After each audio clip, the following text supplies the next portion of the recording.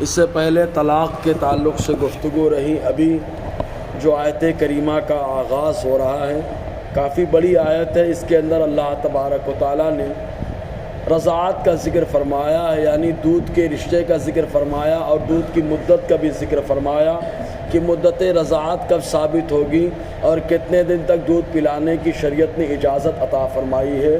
چنانچہ اللہ تبارک و تعالیٰ نے جو اجازت عطا فرمائی وہ 2 سال یہ ان لوگوں کے لیے جو مدت رضاعت مکمل کرنا چاہتے ہیں، اور اس کے علاوہ مدت رضاعت ثابت ہونے کے لیے 2.5 سال کی مدت بیان کی جاتی ہے کہ بچہ اگر 2.5 سال کا ہے تب وہ دودھ پیے گا کسی عورت کا، تب وہ اس کا رضاعی بیٹا ہوگا، اور دودھ پلانے والی عورت وہ اس کی رضاعی ماں ہو جائے گی۔ جس طریقے سے نسب سے وہ عورتیں حرام ہو جاتی ہیں جو ان کے لیے، ویسے ہی تمام وہ عورتیں جو نسب سے حرام ہوتی ہیں رضاعت کے ذریعے سے بھی اس کے لیے حرام ہو جاتی ہے۔ جیسے رضاعی بہن سے نکاح کرنا حرام، اسی طریقے سے رضاعت سے جو معاملہ نسب سے حرام ہو جاتا ہے ویسے ہی رضاعت سے بھی حرام ہو جاتا ہے۔ تو اللہ تبارک و تعالیٰ نے مدت رضاعت جو بچوں کی دودھ پلانے کی مدت ہے وہ 2 سال کا تذکرہ فرمایا۔ اللہ تعالیٰ خود قرآن مقدس میں ارشاد فرماتا ہے والوالدات یرضعن اولادہن حولین کاملین لمن اراد ان یتم الرضاعہ۔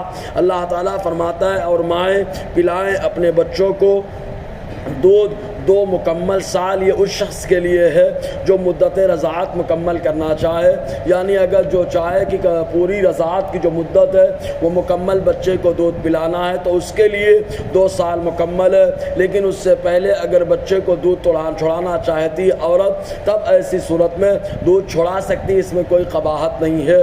لیکن رہا مسئلہ دودھ پلانے کا ایک یہ کہ عورت کے اوپر یہ واجب کب ہے، مستحب کب ہے، تو اس سلسلے میں فقہائے کرام ارشاد فرماتے ہیں کہ 3 صورتوں میں عورت کو دودھ پلانا یہ واجب ہوتا ہے، بقیہ صورتوں میں دودھ کا پلانا یہ مستحب کہلاتا ہے۔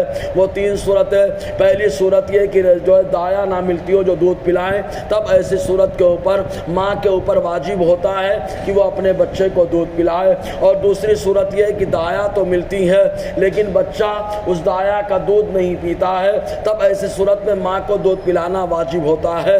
اور تیسری صورت یہ ہے کہ دایا بھی ملتی ہے، بچہ دودھ بھی پی لیتا ہے لیکن باپ اتنا تنگ دست ہے کہ دایا کو اس کی جو ہے دودھ پلانے کی جو ہے اجرت نہیں دے سکتا، مزدوری نہیں دے سکتا، تب ایسی صورت میں عورت کے اوپر دودھ پلانا واجب ہو جاتا ہے۔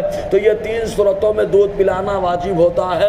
اور اگر اس کے علاوہ صورت ہے تو عورت اگر دودھ پلائے گی تو اللہ تبارک و تعالیٰ استحباب کے طور پر اسے ثواب ضرور عطا فرمائے گا۔ تو اللہ تعالیٰ ارشاد فرماتا ہے والوالدات یرضعن اولادہن حولین کاملین، اور مائیں پلائیں دودھ اپنے بچوں کو 2 مکمل سال، لمن اراد ان یتم الرضاعہ، اس شخص کے لیے ہے جو مدت رضاعت مکمل کرنا چاہے۔